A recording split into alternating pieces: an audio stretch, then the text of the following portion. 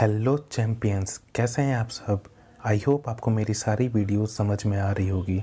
अगर आप चाहते हैं इसी तरह मैं आपके लिए वीडियोस बनाता रहूं तो मेरे वीडियोस को लाइक, सब्सक्राइब और कमेंट ज़रूर करें। मैंने आपको अपने एक वीडियो में बताया था कि शेयर मार्केट में इन्वेस्ट करने के लिए हमें डीमैट एंड ट्रेडिंग अकाउंट की ज़रूरत होती है।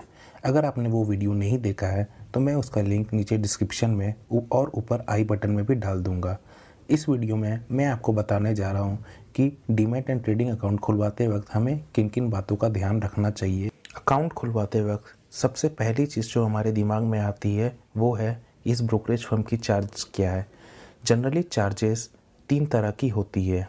सबसे पहला अकाउंट ओपनिंग चार्जेस, दूसरा ईयरली मेंटेनेंस चार्जेस और तीसरा ब्रोकरेज।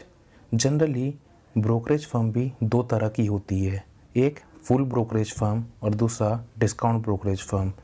जानते हैं कि फुल ब्रोकरेज और डिस्काउंट ब्रोकरेज में अंतर क्या होता है। फुल ब्रोकरेज फर्म आपको ट्रेडिंग प्लेटफॉर्म अवेलेबल करवाने के साथ ही साथ कई सारी एडिशनल फीचर्स भी देती है, जैसे कि शेयर टिप्स देना, टेलीफोन ऑर्डर प्लेस करना और भी इस तरह के काफ़ी एडिशनल फीचर्स। जबकि डिस्काउंट ब्रोकरेज में आपको इस तरह की कोई एडिशनल फीचर्स नहीं मिलती। Generally full brokerage firm percentage में अपना ब्रोकरेज चार्ज करती है, जबकि डिस्काउंट ब्रोकरेज फर्म एक फिक्स्ड अमाउंट चार्ज करती है। आई होप अब आपको इन दोनों फर्म्स के बीच का डिफरेंस समझ में आ गया होगा। अब हम जानते हैं कि एक स्मॉल इन्वेस्टर को किस फर्म को चुनना चाहिए। जनरली एक स्मॉल रिटेलर या ट्रेडर को डिस्काउंट ब्रोकरेज फर्म चुनना चाहिए, क्योंकि इसमें ब्रोकरेज बहुत कम लगता है compare to full brokerage firm, जहां पर आपकी ब्रोकरेज काफ़ी हाई होती है। अब तक मैंने आपको बताया कि आपको अपना अकाउंट खुलवाते वक्त चार्जेस का ध्यान रखना चाहिए और आपको कौन सा ब्रोकरेज फर्म चुनना चाहिए, मगर सिर्फ ये पैरामीटर से आप कभी भी कोई भी ब्रोकरेज फर्म ना चुनें। ये बिल्कुल ज़रूरी नहीं कि जिस फर्म का ब्रोकरेज सबसे कम हो वो कंपनी अच्छी होगी। ब्रोकरेज चार्जेस के साथ साथ आपको कंपनी की गुडविल देखना भी बहुत ज़रूरी होता है। हम अक्सर न्यूज़ में सुनते हैं काफ़ी ऐसी फर्म्स के बारे में जिनका ब्रोकरेज कम था और जिस लालच में काफ़ी लोगों ने उसमें अकाउंट खुलवाया, फिर वो कंपनी लोगों के पैसे लेके भाग जाती है। इसीलिए कंपनी का गुडविल अच्छे से एनालाइज करना भी बहुत ज़रूरी है। इसके साथ ही साथ हमें ये देखना भी ज़रूरी है कि क्या वो सेबी, एनएससी, बीएसई द्वारा रेगुलेटेड एंड सर्टिफाइड है या नहीं। इसके साथ ही साथ हमें ये भी ध्यान रखना चाहिए कि हम जिस ब्रोकरेज फर्म को सेलेक्ट करें वो काफ़ी टेक्नोलॉजी फ्रेंडली भी हो। अब जब मैंने आपको सारे डिफरेंट पैरामीटर्स बता दिए तो मैं आपको 2 कंपनी के बारे में बताऊंगा जो इस पैरामीटर को सही से फुलफ़िल करती है।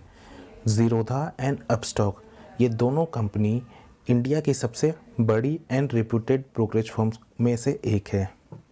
ज़ीरोधा एंड अपस्टॉक्स दोनों ही ब्रोकरेज फर्म की account opening and yearly charges काफ़ी कम हैं और तो और दोनों की ब्रोकरेज काफ़ी सिमिलर एंड बहुत ही चीप है। दोनों ही कंपनियां एनएससी, बीएसई, एमसीएक्स जैसी स्टॉक एक्सचेंज इंडेक्स से सर्टिफाइड है और साथ ही साथ दोनों ही कंपनी का कंज्यूमर बेस काफ़ी लंबा है, जिससे हमें ये पता चलता है कि दोनों ही कंपनी काफ़ी रेपुटेटेड है। दोनों में से आप कोई भी कंपनी को सेलेक्ट कर सकते हैं। मैं पर्सनली ज़ीरोधा यूज़ करता हूँ। आप चाहें तो अपस्टॉक्स या ज़ीरोधा दोनों में से कोई भी आप इस्तेमाल कर सकते हैं। दोनों ही कंपनी काफ़ी अच्छी है। दोनों ही ब्रोकरेज फर्म की अकाउंट ओपनिंग प्रोसेस काफ़ी इजी है। आपको बस अपने डॉक्यूमेंट्स का फ़ोटो क्लिक करके कंपनी को फॉरवर्ड करना है and with in 3 to 4 days आपका अकाउंट ओपन हो जाता है। आई होप आपकी सारी डाउट्स इस वीडियो में क्लियर हो गई होगी। अब जब आपका डीमैट एंड ट्रेडिंग अकाउंट खुल जाए तो आप इसमें आसानी से ट्रेड कर पाएंगे। ट्रेड करने से पहले मैं आपसे रिक्वेस्ट करता हूं कि आप इसमें गैम्बलिंग ना करें, क्योंकि बिना नॉलेज के इन्वेस्ट करना गैम्बलिंग ही होता है। इसी तरह आप मेरे चैनल के साथ जुड़े रहिए और सीखिए शेयर में हम इन्वेस्ट कैसे करते हैं। Till then, thank you, have a nice day.